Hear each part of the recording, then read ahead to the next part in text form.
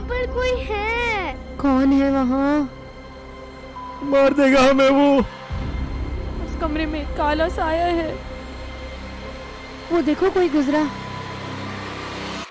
I can feel someone breathing.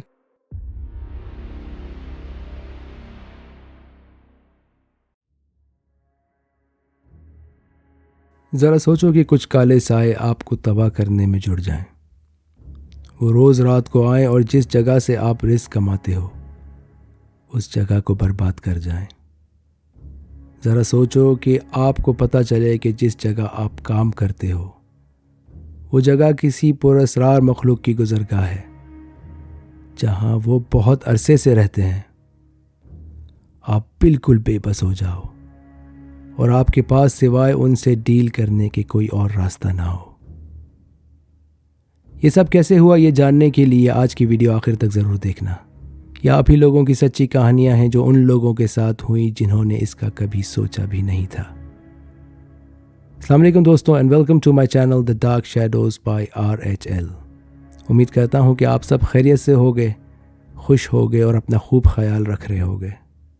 मेरी दुआ है अल्लाह पाक आपको हमेशा खुश रखे, हर मुश्किल से आपको महफूज करे और हर आफत से आपकी हिफाजत फरमाए।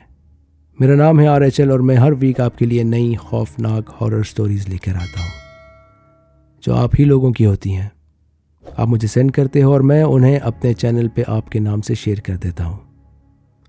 तो अगर आपके पास भी हॉरर स्टोरीज़ हैं जो आप चाहते हैं कि मैं अपने चैनल पे सुनाऊँ तो आप मुझे इस ईमेल एड्रेस पे अपनी स्टोरीज़ भेज सकते हैं।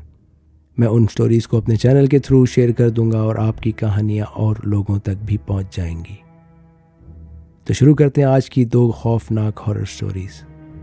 तो अगर आप अकेले हो तो किसी ऐसी जगह पे चले जाओ जहां आपके साथ कोई मौजूद हो। कहीं ऐसा ना हो कि आपके साथ भी कोई और ये स्टोरी सुन रहा हो और आप डर जाओ क्योंकि कहीं कोई साए आपके आसपास भी ना हो।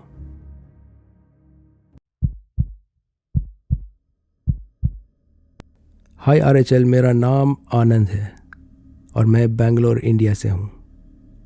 मैं ऑस्ट्रेलिया में पिछले 30 सालों से रह रहा हूँ, बल्कि मैं कहूँगा कि अपनी ज़िंदगी का ज़्यादा हिस्सा मैंने ऑस्ट्रेलिया में ही गुजारा है, तो ये गलत नहीं होगा। मैंने 30 साल पहले अपनी वाइफ कविता के साथ एक नई ज़िंदगी ऑस्ट्रेलिया में शुरू की थी। इस दौरान हमने बहुत तरक्की की और एक अच्छी लाइफ यहाँ गुजारी। हम दोनों एक कंपनी के स्टोर्स में मैनेजर्स थे और ये काम करते हुए हमें 11 साल हो गए थे। हम बोर होते जा रहे थे और इरादा किया कि अब हमें कुछ अपना करना चाहिए, अपना बिज़नेस खोलना चाहिए ताकि जो करें अपने लिए करें और किसी और के लिए काम ना करना पड़े। कविता क्योंकि एक क्वालिफाइड बेकर भी थी, इसीलिए हम दोनों ने डिसाइड किया कि हम एक कैफ़े खोलेंगे और शहर से दूर कंट्री टाउन में, ताकि शहर की बिजी लाइफ से दूर हो सकें और अपनी बाकी ज़िंदगी सुकून में गुजार सकें। जब हमने अपनी रिसर्च स्टार्ट की तो हमें बहुत मुश्किल हुई क्योंकि हमारा बजट थोड़ा टाइट था, तो इसीलिए हमें कोई अच्छा कैफ़े नहीं मिल रहा था और जो हमें पसंद आते वो बहुत महंगे होते। अब आप इसे हमारी खुशकिस्मती समझें या बदकिस्मती, हमें ऑस्ट्रेलियन आउटबैक में एक कैफ़े नज़र आया जो कि बहुत प्राइम लोकेशन में था और बिज़नेस की आस्किंग प्राइस भी काफ़ी रीज़नेबल थी, मार्केट से काफ़ी कम। एक अजीब बात यह भी थी कि उसे मार्केट में लगे हुए थोड़ा टाइम भी हो गया था, तो हमें लगा कि शायद एजेंट ने ऐड रिफ़्रेश नहीं किया होगा। पर ऊपर वाले का नाम लेकर हमने उसे कांटेक्ट किया तो पता चला कि वो अभी भी अवेलेबल है। हमने अपॉइंटमेंट लिया और कैफ़े की लोकेशन देखने चले गए। जैसा कि मैंने पहले भी कहा कि कैफ़े बहुत प्राइम लोकेशन में था, साथ बीच था और ये बीच के पास पहला ही कैफ़े था। दिन में काफ़ी रश होता था और काफ़ी लोग होते थे और बीच की खूबसूरती लोकेशन को बहुत अमेजिंग बना रही थी। हमने एजेंट से ये पूछा कि इसकी आस्किंग प्राइस इतनी कम क्यों है, तो उसने कहा कि पिछले ओनर्स रिटायर हो गए हैं और इस कैफ़े को जल्द से जल्द बेचना चाहते हैं, मगर उन्हें कोई भी मुनासिब क्लाइंट नहीं मिल रहा क्योंकि उन्होंने पूरी ज़िंदगी इस कैफ़े को एज अ फैमिली बिज़नेस चलाया है, तो वो चाहते हैं कि किसी फैमिली को ही इसे सेल करें। हम एजेंट की बातों से काफ़ी सेटिस्फाई हो गए थे, इसीलिए हमने डील फाइनल कर दी। हम बहुत एक्साइटेड थे। हमने अपने कैफ़े को अपने हिसाब से रेनोवेट करवाना शुरू कर दिया और इस दौरान अपनी फैमिली के साथ इस कंट्री टाउन में मूव भी हो गए। 15 जनवरी 2017 सुबह 8 बजे कैफ़े की ओपनिंग हुई और उस रोज़ हमारी फैमिली और दोस्तों का हमारे नए कैफ़े में रश लग गया। कैफ़े का पहला दिन बहुत एक्साइटमेंट से भरा था। पूरा दिन बहुत बिजी गुजरा और बहुत गहमा गहमी रही। कैफ़े कस्टमर्स से भरा रहा और हमारी एक्सपेक्टेशन से बहुत ज़्यादा सेल्स हुई। समर की वाइब्स अलग ही थीं और बीच के पास तो अलग ही मंजर था। समंदर की लहरों की आवाज़ें, बर्ड्स का चहचहाना, लोगों का शोर, बच्चों का खेलना। लोग कैफ़े में आते गए और हमें कांग्रेट्स करते गए। जब कैफ़े में पहला दिन ख़त्म हुआ तो हमने कैफ़े की क्लीनिंग वगैरह करके शाम 7 बजे कैफ़े बंद कर दिया और अपने घर चले गए। इस वक्त दिन की वाइब्स एंड पे थी। सूरज गुरूब होने को था। लोगों का रश ख़त्म हो गया था। शोर की आवाज़ें अब सन्नाटे में बदल गई थीं। सिर्फ हवा और समंदर की लहरों की आवाज़ें आ रही थीं। हमें क्या पता था कि ये जो दिन में ज़िंदगियों की रौनक हैं वो रात में कुछ सिनिस्टर चीज़ों में तब्दील हो जाती हैं। हमें कैफ़े सुबह 8 बजे कस्टमर्स के लिए खोलना था, इसीलिए हम प्रेप के लिए 5 बजे कैफ़े पहुँचे। कैफ़े के आसपास बिल्कुल सन्नाटा था। उस वक्त गुप अंधेरा और हू का आलम था। कैफ़े के पास सिर्फ हमारी कार की रोशनी थी। हमने कैफ़े का फ्रंट डोर अनलॉक किया तो एक अजीब मंजर हमारे सामने था। फ्रंट काउंटर के डिस्प्ले से सारी स्वीट्स, पेस्ट्रीज और केक्स गायब थे। हमारा पहला रिएक्शन यही था कि कहीं कोई चोर तो नहीं आ गया। हमने बाकी चीज़ें चेक करना शुरू की तो पता चला कि आइसक्रीम भी खाली थी। हमने जल्दी से लॉक्स चेक किए कि कहीं कोई ब्रेक इन ना हुआ हो, पर सारे लॉक सही थे। हमने फ़ौरन पुलिस को इन्फॉर्म किया और सीसीटीवी फुटेज चेक की, मगर हैरत की बात यह थी कि फुटेज रिकॉर्ड ही नहीं हुई।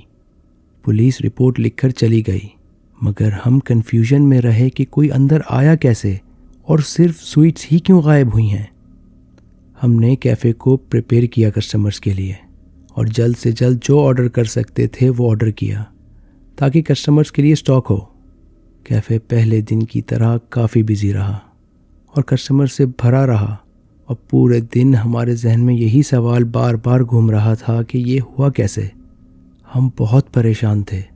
इस दौरान हमने सीसीटीवी भी चेक करवाया तो वो भी सही काम कर रहा था। शाम में जब कैफ़े बंद करने का वक्त हुआ तो हमने अपने अलार्म्स और लॉक्स को दोबारा से चेक किया और कैफ़े को अच्छी तरह से सिक्योर करके अपने घर चले गए। तीसरे दिन जब हम अपने कैफ़े पहुँचे तो वही सीन दोबारा नज़र आया। फिर से सारी चीज़ें गायब थीं। फ्रंट काउंटर फिर से मीठी चीज़ों से खाली था और आइसक्रीम फ्रीज़र फिर से एम्प्टी था। हमने दोबारा सीसीटीवी फुटेज चेक की तो इस बार सीसीटीवी में कुछ रिकॉर्ड हुआ था। फुटेज के शुरू में हमने देखा कि कुछ भी अनयूजुअल नहीं है। सब चीज़ें नॉर्मल हैं। ना कोई कैफ़े में एंटर हुआ और ना ही कोई सामान मिसिंग है।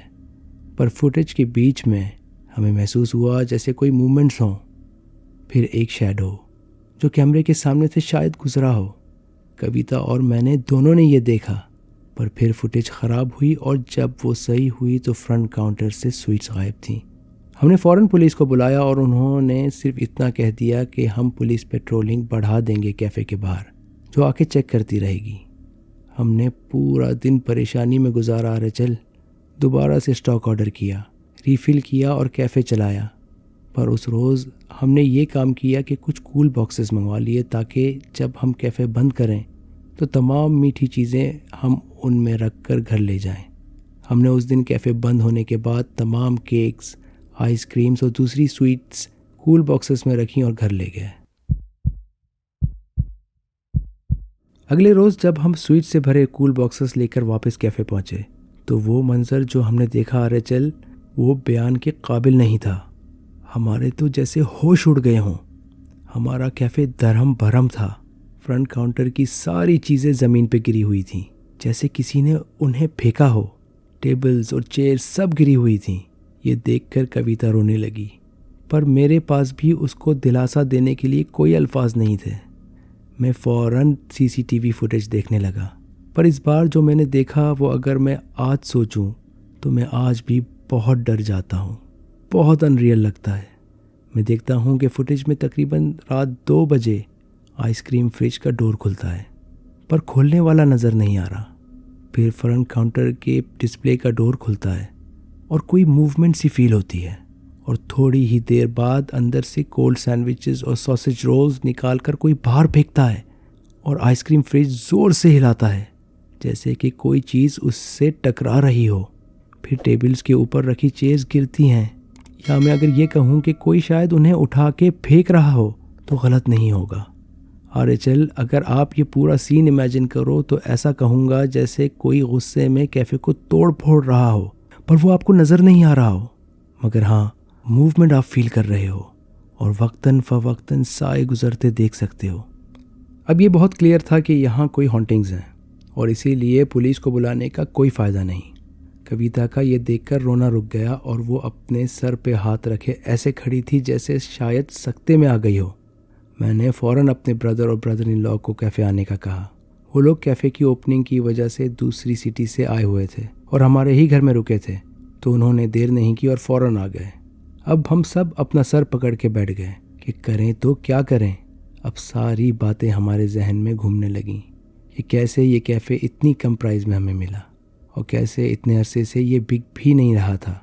वो सारी बातें जो एजेंट ने हमसे की थी फैमिली बिजनेस के बारे में, वो अब सब ड्रामा हमें खुलता दिखाई दे रहा था।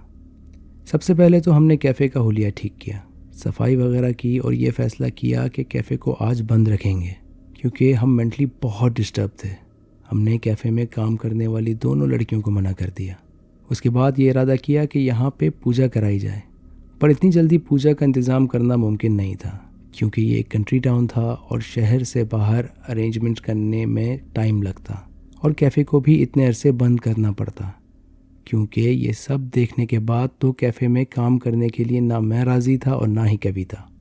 मेरे ब्रदर इन लॉ ने एक सजेशन दी कि फ़ॉर द टाइम बीइंग यहाँ के किसी चर्च से हेल्प लेते हैं। हमें प्रीस्ट से अगले रोज़ का अपॉइंटमेंट मिला और हम कैफ़े को बंद करके घर आ गए। घर में एक अजीब खौफ का आलम था। कविता, बच्चे और मेरे भाई और ब्रदर इन लॉ की फैमिली सब बहुत डर में थे। एक परेशानी भी थी कि अगर ये बुरी शक्तियाँ हुईं तो हम इनसे कैसे लड़ेंगे और हमारे बिज़नेस का क्या होगा। ये सारे ख्याल हमारे जहन में घूम रहे थे और हम एक अजीब मेंटल स्ट्रेस में थे क्योंकि हमारा काफ़ी पैसा लगा हुआ था इस बिज़नेस में। तो मैंने ये सोचा कि एक बार रात में खुद जाके देखना चाहिए और कंफर्म करना चाहिए कि वाकई हॉन्टिंग्स हैं भी या नहीं। मेरे इस इरादे पे कोई राज़ी नहीं था, पर मैंने सबको हिम्मत दिलाई और राज़ी किया कि शायद कुछ हो ही ना और हमारी गलतफहमी हो। कैफ़े के अंदर रात गुजारने का तो सबने मना कर दिया। तो फिर ये डिसाइड हुआ कि रात को मैं, मेरा भाई और ब्रदर इन लॉ कैफ़े के बाहर कार में बैठेंगे और देखेंगे कि कैफ़े के अंदर होता क्या है। आरएचएल, मेरा बिजनेस टेक पे था और मुझे ये रिस्क लेना ही था। हम तीनों रात 12 बजे गाड़ी में कैफ़े के बाहर आ गए और गाड़ी की लाइट्स ऑफ करके कैफ़े को देखते रहे। रात में क्योंकि कैफ़े की पूरी लाइट्स ऑफ नहीं होती थी और नाइट लैंप्स चलते रहते थे तो कैफ़े के अंदर हमें नज़र आ रहा था, मगर बहुत ज़्यादा नहीं। रात बहुत सुनसान थी और सिर्फ समंदर की लहरों की और साथ हल्की हल्की हवा की आवाज़ आ रही थी। चारों तरफ देखो तो जैसे एक अजीब पुरअसरार खौफ का माहौल था। हल्की सी स्ट्रीट लैंप्स की रोशनी थी जो कि ना होने के बराबर थी। ज़्यादा दूर का नज़र भी नहीं आ रहा था क्योंकि पिच ब्लैक था, बिल्कुल अंधेरा, और उस पे 3 लोग लाइट्स ऑफ करके गाड़ी में बैठे हुए थे। आप सोचिए ऐसे माहौल में ही इंसान की हालत ख़राब हो जाए। हम गाड़ी में बैठकर इंतज़ार करते रहे। फिर अचानक लगभग 2 बजे हमें महसूस हुआ जैसे कैफ़े के अंदर कोई मूवमेंट्स हो रही हों। ऐसा महसूस होने लगा कि कोई मौजूद है कैफ़े में क्योंकि साइज से नज़र आने लगे और वो मूव भी हो रहे थे। हम तीनों हैरान रह गए कि कोई भी हमारे सामने अंदर नहीं गया, मगर कैफ़े में कोई मौजूद है। हमारी तो सांसें रुक गईं और बिल्कुल ऐसी फीलिंग आई कि अभी कार स्टार्ट करें और भाग जाएं। हम तीनों में से किसी में भी हिम्मत नहीं थी कि एक आवाज़ भी निकालें। चुपचाप हम बस देखते गए। फिर तो एक नहीं बहुत सारे ब्लैक कलर के शैडोज़ कैफ़े में घूमने लगे। आरएचएल उनकी हाइट लंबी थी और बहुत स्लिम से शैडोज़ थे, जैसे कि बहुत थिन जिसामत हो उनकी। वो पूरा ग्रुप था। हमारी बोलती बंद हो गई, हम सांस भी बहुत आहिस्ता लेने लगे। फिर मेरे जहन में पता नहीं क्यों और कहाँ से ये आया कि मैंने गाड़ी का डोर खोला और नीचे से पत्थर उठाकर कैफ़े के ग्लास पे मार दिया। वो शैडोज़ रुक गए और फिर अचानक जैसे मुतवज्जे हो गए हों और सारे के सारे एकदम देखने के लिए साइड वाले ग्लास वॉल पे आ गए कि ये किसने मारा है। हमने फ़ौरन गाड़ी स्टार्ट की और वहाँ से बहुत तेज़ी में निकल गए। जाते हुए अब किसी के मुंह से एक अल्फाज नहीं निकला। हम सब खामोश रहे, पर जब हम घर पहुँचे तो सब लोग मेरी इस हरकत पे मुझ पे बरस पड़े। मैं रोने लगा कि मेरा बिजनेस दांव पे लगा है। बहुत इमोशनल और हार्ट ब्रेकिंग मामला हो गया था। डर भी लग रहा था कि वो पीछा करते हुए हमारे घर तक ना आ जाएं, पर ऊपर वाले का शुक्र है ऐसा कुछ नहीं हुआ। हम सुबह प्रीस्ट के पास गए तो हमें पता चला कि वो इस कैफ़े की हॉन्टिंग्स के बारे में जानता है और इससे पहले ओनर्स को भी उसी ने हेल्प की थी। उसने कहा कि दे लाइक स्वीट्स, उनको मीठा पसंद है और वो उनसे अट्रैक्ट होते हैं। उसने ये भी बताया कि वो आसपास ही रहते हैं और कई सालों से रह रहे हैं। You have to make a deal with them because you can not win against them. तुम्हें उनसे कोई डील बनानी होगी क्योंकि तुम उनसे जीत नहीं सकते। प्रीस्ट की बात हमें बिल्कुल समझ नहीं आई और हमने इंडिया में अपने एक पंडित जी से सजेशन मांगी तो उन्होंने भी यही कहा कि प्रीस्ट की बात मान लो, पूजा भी कराओ, पर तुम उनकी जगह पे बिजनेस कर रहे हो और उनसे लड़ना अक्लमंदी नहीं है। हम अगले रोज़ प्रीस्ट के साथ कैफ़े गए और प्रीस्ट ने वहाँ पे अपनी प्रेयर्स कहीं और जो ब्लेसिंग्स करनी थी वो कर ली। हमने प्रीस्ट के कहने पे वहाँ एक नोट लिख कर रख दिया कि we will keep few sweets for you but do not touch other things. और चीज़ों को हाथ मत लगाओ, हम तुम्हारे लिए भी कुछ स्वीट्स रख देंगे। जाते हुए भी मैंने ये वर्ड्स लाउडली कह दिए कि मैं रिक्वेस्ट करता हूँ, to not damage our business, I beg you. मैं तुम्हारे सामने हाथ जोड़ता हूँ, हमारे बिजनेस को तबाह मत करो। ये कहकर हम वहाँ से चले गए। मुझे तो ये भी नहीं पता कि वो मखलूक उस वक्त वहाँ पे थी भी या नहीं। बस मुझसे रहा नहीं गया और जो दिल में आया वो कह दिया। शायद ये मेरी डेस्परेशन थी। अगली सुबह जब हम कैफ़े आए तो कैफ़े में कोई चीज़ बिगड़ी हुई नहीं थी, सब कुछ नॉर्मल था। कैफ़े का काफ़ी स्टॉक तो हम ऑलरेडी ही डिस्कार्ड कर चुके थे क्योंकि कैफ़े हमने 2 दिन से खोला ही नहीं था। उसके बाद हम उस नोट के पास गए जो हमने उस मखलूक के लिए रखा था, तो हम देखते हैं उस पर कुछ निशान थे या शायद साइंस, हमें नहीं पता, पर कुछ ना कुछ तो था। हम वो लेकर प्रीस्ट के पास गए तो उसने कहा कि रोज़ कैफ़े बंद करने से पहले उनके लिए स्वीट्स रख देना और कभी भूलना नहीं, और ना ही सीसीटीवी में उस एरिया को रिकॉर्ड करना। वो तुम्हें तंग नहीं करेंगे। बस ऐसा ही हुआ। हमने उसके बाद से एक एक्स्ट्रा पैन में स्वीट्स वगैरह उनके लिए रखना शुरू कर दी। हर शाम जाने से पहले हम उस पैन को भर देते और सुबह जब प्रेप के लिए आते तो वो पैन खाली होता। ऐसा 3 महीने तक चलता रहा और हमें कोई प्रॉब्लम नहीं हुई। पर हमने उसी एजेंट से रिक्वेस्ट करके, जिसने हमें ये कैफ़े दिलवाया था, इस कैफ़े को बेच दिया। अब हम वापस से अपनी पिछली कंपनी के स्टोर्स में मैनेजर्स हैं और उस टाउन को भी छोड़ दिया और वापस सिटी में आ गए हैं। जो मेंटल स्ट्रेस हमें इस कैफ़े की वजह से हुआ आरएचएल, उसके बाद फ़िलहाल कोई इरादा नहीं बिज़नेस खोलने का। उस कैफ़े के बारे में ज़्यादा तो कुछ सुना नहीं, बस इतना पता है कि वहाँ पे अब एक सवीनियर शॉप ओपन है जो ठीक ठाक चल रही है।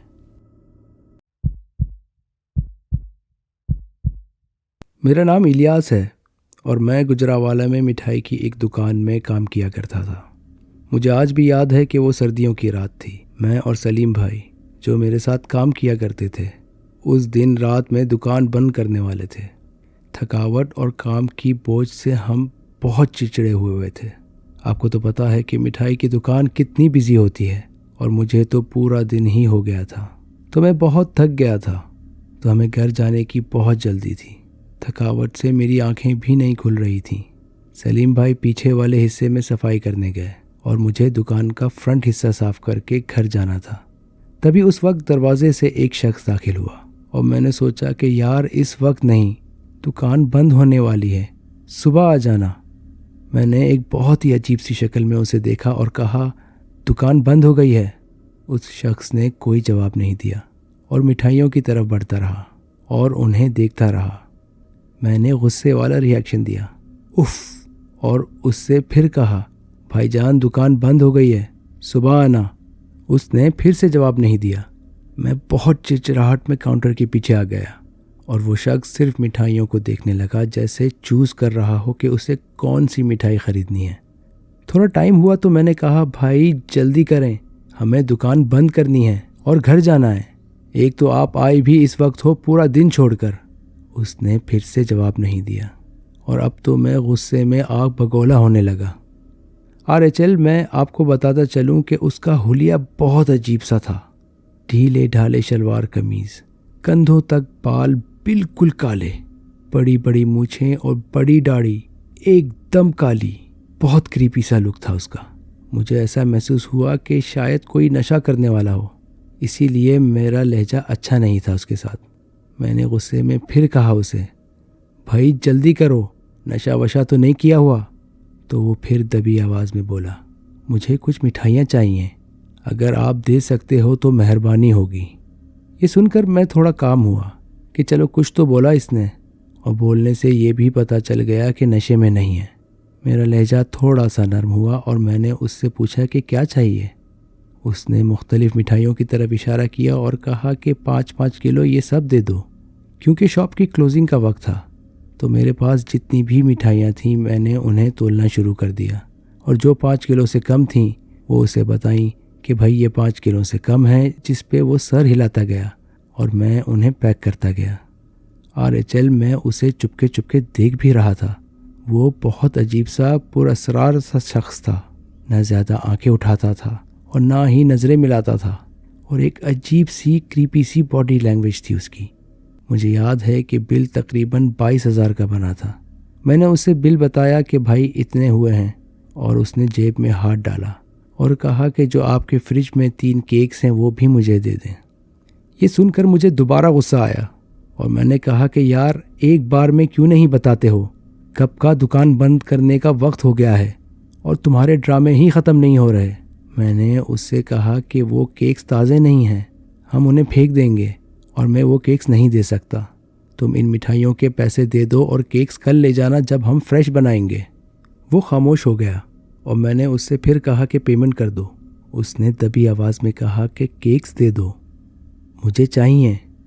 मैंने कहा कि भाई वो केक्स पुराने हैं, मैं नहीं दे रहा। उसने फिर से कहा, उन्हें मुझे दे दो। अब तो मेरे गुस्से का पारा ऊपर चढ़ गया और मैंने उससे कहा कि भाईजान आप बाहर जाएं, मैं आपको केक्स नहीं दे रहा और ना ही मिठाइयाँ दे रहा हूँ। लेना वेना कुछ है नहीं और मेरा वक्त ज़ाया कर रहे हो, चलो बाहर जाओ। उसके बाद वो खामोश हो गया और थोड़ी सी ज़ोर से सांसें लेने लगा, जैसे शायद उसे गुस्सा आ रहा हो। मैं उसकी सांसें महसूस कर सकता था। अरे चल, मैं बस यही सोच रहा था कि उसको कुछ बोलूं, और इससे पहले कि मैं कुछ बोलता मेरे साथ वो हुआ जो मैंने सोचा भी नहीं था, जिसे आज भी सोचते हुए मेरे रोंगटे खड़े हो जाते हैं, और वो खौफ और फीलिंग मुझे आज भी महसूस होती है। अरे चल, इस वक्त आपको उसके बारे में बताते हुए भी मुझे बहुत खौफ आ रहा है। उसने अपना हाथ हमारे फ्रिज की तरफ बढ़ाया और हमारा फ्रिज, जो कि तकरीबन 7-8 फीट दूर था, अपना हाथ लंबा करके वहाँ तक ले गया। उसका हाथ बढ़ता चला गया, लंबा होता चला गया और फ्रिज तक पहुँच गया। बस इतना देखना था कि मैं शौक की वजह से पीछे की तरफ लड़खड़ाया।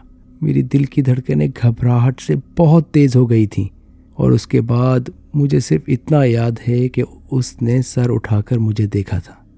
उसकी आंखें मुझे आज तक याद हैं। यार चल, वो बहुत बड़ी थीं, फटी हुई और बहुत लाल थीं, और मैं इसके बाद बेहोश हो गया।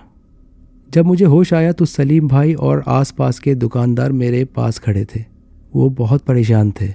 सलीम भाई ने मुझसे पूछा कि क्या हो गया था तुम्हें इलियास? मैं रोने लगा और रोते रोते उनको सारा वाक़या बताया। आसपास के दुकानदारों ने ये सुनकर मुझे कहा कि कोई और मखलूक होगी इलियास भाई, और आरे चल, आप तो जानते हो कि वो कौन सी मखलूक हो सकती है। मैं भी समझ गया कि मेरी दुकान पे कौन आया था। उसके बाद मैंने रात में काम करना ही बंद कर दिया और एक मौलवी साहब को भी ये वाक़या बताया, क्योंकि मेरे अंदर बहुत डर बैठ गया था। उन्होंने मुझे नमाज की पाबंदी का कहा और कुछ तावीज़ात दिए। उन्होंने कहा कि वो जिन था और तुम्हारे रवैये की वजह से उसने अपने आप को जाहिर कर दिया, वरना वो अपना काम करके चला जाता। अब तो ये हाल है कि मैं बदतमीज़ी तो क्या किसी से उफ तक नहीं करता कि कहीं मेरा फिर से इस मखलूक से वास्ता ना पड़ जाए। तो ये थी आज की कहानियाँ। उम्मीद करता हूँ कि आपको आज की ये दोनों कहानियाँ पसंद आई होंगी। इन स्टोरीज़ को लाइक करने में और मेरे चैनल को सब्सक्राइब करने में कंजूसी मत करना और इन्हें और लोगों के साथ भी शेयर कर देना। इन स्टोरीज़ को लाइक और शेयर करने से ये और बहुत से लोगों तक पहुंच जाएंगी और वो भी अपनी कहानियां शेयर कर सकेंगे। और अगर आप मेरे चैनल को सब्सक्राइब कर दोगे तो आप मुझसे कनेक्ट रहोगे और मेरे चैनल पे हर नई कहानी का नोटिफिकेशन आपको मिलता रहेगा।